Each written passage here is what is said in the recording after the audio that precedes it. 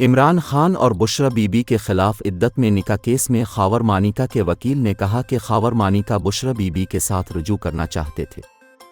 Session court Islamabad में बानी PTI Imran Khan और बुशरा बीबी के खिलाफ इद्दत में निकाह केस में दायर अपीलों पर समाअत हुई, जिसमें आज खावर मानिका के वकील ने दलाइल दी।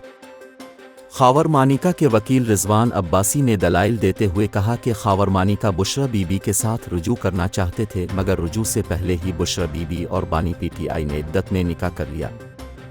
खावर मानिका के वकील ने मजीद कहा कि फराड शादी जुर्म है।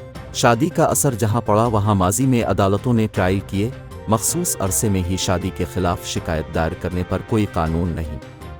वकील रिजवान अब्बासी ने दलाइल के लिए मजीद 1 घंटा मांगा और 15 मई को अपनी अदम दस्तयाबी से अदालत का वादा किया। बाद अज़ां अदालत ने इद्दत निकाह केस की समाअत कल तक मुलतवी कर दी।